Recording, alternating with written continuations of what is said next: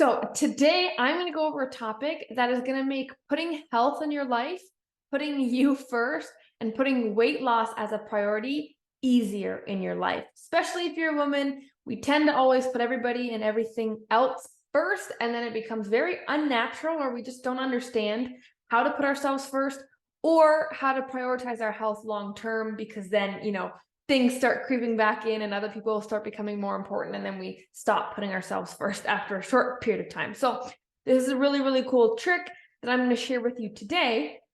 And I actually heard this trick a couple weekends ago. I was at a conference. I was actually at a real estate conference because it's something I'm interested in and wanted to learn more about. And I went with my husband, Ryan, and there was a bunch of speakers, right? The speakers that came on stage, they shared how they became successful in real estate. They were sharing their tips and secrets. And this one lady came on stage, and as she was talking, it's so funny to me because no matter where I go, I can never escape weight loss and health, right? Everything always ties back to health, and it's always relatable. So this woman was speaking about how she became successful in real estate, right? And, she was like, consistency, determination, patience, doing the boring work, putting in the effort, all the stuff that equates to success in any area, right? Weight loss, health, career, family, anywhere really. And then she brought up a really cool point. And she brought up this pencil versus pen theory. And what this is basically, we're really good at penning in things for others, using a pen on our schedule for other people's things. And we are very good at only penciling in our needs on our calendar. Pen is permanent. Pencil can be erased and pushed away and moved on, right? And so we've been using a pen for everybody else in our own calendars, and we've been using a pencil for ourselves. And so our non-negotiables, our wants, our needs, our desires haven't been penned in. And so if they haven't been penned in, right, literally and metaphorically, then they're not going to get done. And then they're always the ones that get pushed off.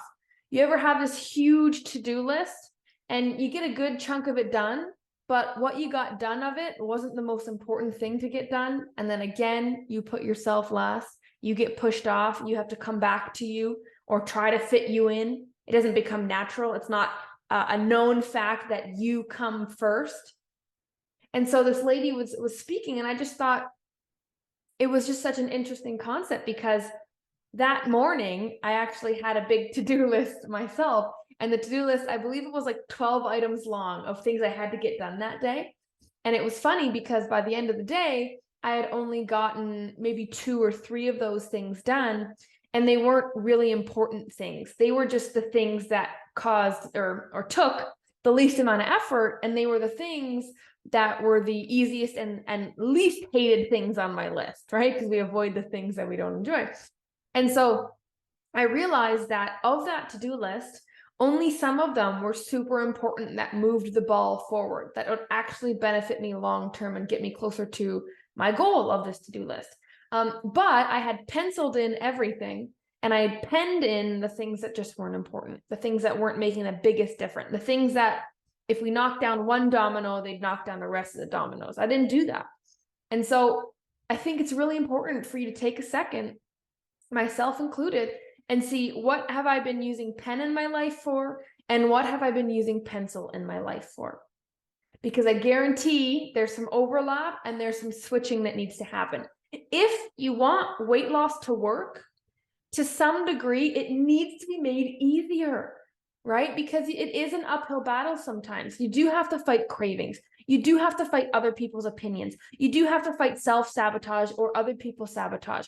There is things that are going to be challenging along this journey. So if we know that, why don't we start to make it as easy as possible, so that when those challenges and obstacles arise, we don't completely crumble and say, okay, my health was only penciled in, so it gets left on the wayside, right? So I had this to-do list of 12 things, and I got, 2, 3, maybe 4 done, and they weren't that important. And so what ends up happening, and how I felt, I went to bed anxious because I still had this big to-do list to do tomorrow. I went to bed anxious on a even subconscious level, which I didn't understand why. And it was because I wasn't any closer to getting the things that needed to get done. I had been busy without being productive, right? And that for a lot of women, especially women before they come to work in Tremera, they are so busy and they've been busy in their life and they've been busy trying to lose weight sometimes, but yet they're not productive. Yet nothing has moved the needle forward. Yet the scale is not moving at all or at the pace that they want because you've been busy, but you've been doing the wrong things that aren't pushing the ball forward in big enough steps. And so we need to identify what those things are that would make the needle move the fastest and the farthest. And then we need to pen them in. Stop penciling them in. And I think that this skill, learning this skill, like actually being able to differentiate versus what's beneficial to pen in and what can be penciled in versus this needs to get done. And then if this pencil stuff gets done, that'd be awesome too. That has been happening automatically without intention. Now we need to intentionally decide what to pen and pencil. And I think that skill of having the intention of knowing what and when, I think that is probably one of the biggest skills that can lead to overall happiness, right? Because when we live our lives for others, when we constantly put our goals on hold, or when we let other people control the rate at which our goals happen, right? Because other people are taking up my time, they're taking up my energy. I don't have time to work out. I don't have time to meal prep. I don't have the motivation to do it at the end of the day, right? When other people are making it harder for you to reach your goal, what do? We end up resenting them. We get bitter about it, right? We get moody and irritated about it around them. So you're not the happiest, most patient and calm and content person you can be if we haven't mastered this skill, right? Because the wise will trade self-respect for nothing. Nothing. No money, no status.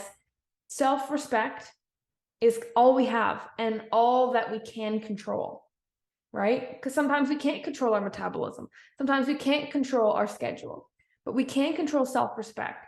And the highest form of self-respect is taking care of your health because you are not your best self. You are not presenting your best self. You are not being your best self for your family, your friends, or yourself if you do not have self-respect. And self-respect is not self-respect if it just happens by accident, if it just happens to be squeezed in and we made it work. Self-respect is having boundaries and sticking to those boundaries and those non-negotiable penned in things when it's hard, when it's inconvenient, when other people's feelings might get hurt, when other people question you and your behavior. The ultimate form of self-respect is putting you first because you said you would, you followed through on your word, and you're willing to accept all the consequences that come with being self-respectful. Because there are consequences on either side of the coin here. There's consequences of not having self-respect, and there's consequences of having self-respect. And I'm sure that you have experienced both. I know that I have. I know that when I was over 80 pounds heavier and I was lacking self-respect of putting my health first, right? I didn't make time to exercise and treat my body right and move my joints and get those endorphins flowing. I didn't make time to meal prep so that during the week I could make an easy, healthy decision instead of a quick junk food decision, right? I didn't put these things in place that respected future me and helped out future me. And so I was miserable. My clothes didn't fit. I wasn't sleeping well. I didn't like going out into places because I was afraid people were going to judge me. I never wore a bikini. I missed countless beach days because I was so uncomfortable. Like I was just surviving and I wasn't thriving. Those are the consequences that I had from not making self-respect intentional. Now, every now and then when it was nice out, I'd go for a walk. Is that me respecting my body? Sure. Was it intentional? No, because it just so happened to fit in. Or I only did it when I felt like I wanted to go on the walk, so I went on the walk. What about when you don't want to go on the walk? Do you still go on the walk? That's what I'm getting at here. So what needs to happen for you to lose weight? Because for the most part, we know there's something going on with our food, and we know we can probably be moving more productively, right? Now, exactly the details of that, that's where a coach comes in handy to make sure that we're choosing the best option for you so we can actually reach your goal fast, because fast means motivation and motivation means we don't stop, right? instead of this on and off yo-yo dieting that people get stuck on. But it's all about just sitting down and saying, this is, if I do X, Y, and Z, it is only logical that the scale will go down, that I will get healthier, that I will feel better, that I can go to bed proud of myself. So what is your X, Y, and Z? That if you were to do, it would be illogical for you not to reach your goals. That's what you need to think of, right? Instead of saying, I know I need to not do this, and I wish I could do this, and in a dream world, I would do this, just logically think for a second, take emotion out of it and say, what would need to happen for me to actually lose weight? What do I think those habits look like? Or those actions look like? And once you have that, you now have an idea of what needs to be penned in. And so you take that and you strip away the layers of each of those things you defined, and you say, how minuscule do I have to make it to actually commit to it? Right? Because meal prepping 2 hours a week is not necessarily, although maybe it should be penned in, it's not necessarily realistic to pen it in, right? So that way, and then a lot of the times what happens is we say, okay, I'm going to meal prep 2 hours this week. And because it's not realistic, in our mind, we only penciled it in because we knew, things could come up. I might not want to, I might not have the time for that much. We penciled it in our mind. And if we've penciled it in our mind, it's not going to get done if motivation and willpower aren't there.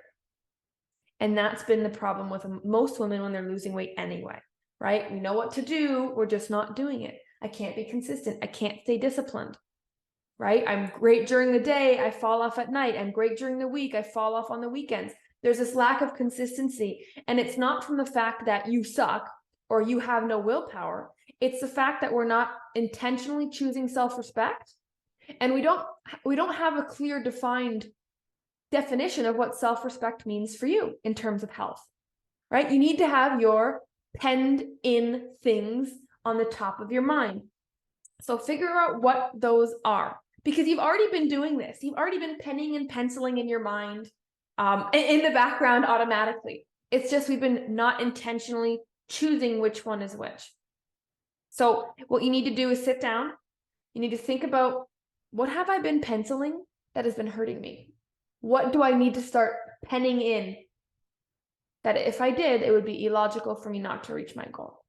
And that will just make you a happier, more well-rounded person, because now you're actually sticking up for yourself. Now, not only do you feel good about yourself because you're making time, other people will respect you more. They might not like it in the first place because this new you or this new boundary setter in you is inconveniencing them in some way, but they will respect you. And sometimes when it comes to health, when it comes to weight loss, respect is more important than love and being liked, especially from yourself.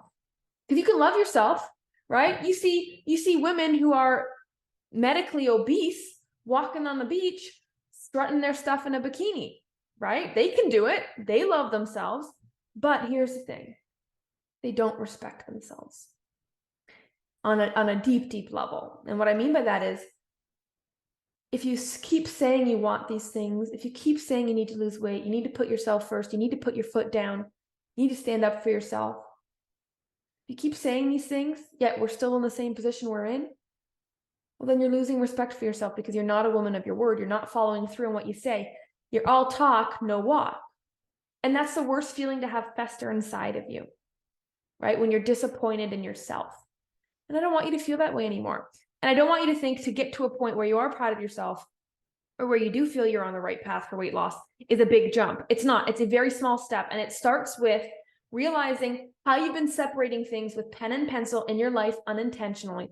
Then sit down and decide, okay, what are the few things, 1, 2, maybe 3 things that are non-negotiable and need to stop being penciled and move to that pen side. And then guess what? You can take it literally and go to your calendar and write things in pen versus writing things in pencil. You can do pen and you can do pencil, and you can switch it up. And literally you'll see it. If it's in pen, everybody can see the calendar on the fridge and everybody says, oh, I don't mess with mom. She penciled in that, or she penned in that rather. Oh, she penciled in this. So maybe I can get a ride home from soccer today because it's a pencil day. Get what I'm saying here? It's as simple as deciding your priorities and then wrapping those priorities in a thing that's easy to follow through in, right? Like a 5-minute walk at the end of the day, nobody interrupts mom, right? At the end of the day, if I haven't got my water in, I'm going to chug 500 mils. Like, what is the things that you know you need to do, and then strip them back to the bare minimum, small level, and pen them in. And when they become easy, when they become automatic, when other people know that they are non-negotiables in your life because you've proven to them you didn't drop them at the first time, at the first sign of stress or struggle or demotivation. When that happens, then you can go bigger. And then we build and we build and we build. And the pen becomes bigger and more respected. Right now, the pen is not respected because the pen has been written for somebody else. And it's usually for somebody else. And then you've only been penciling yourself. So you'll be questioned. You won't be respected.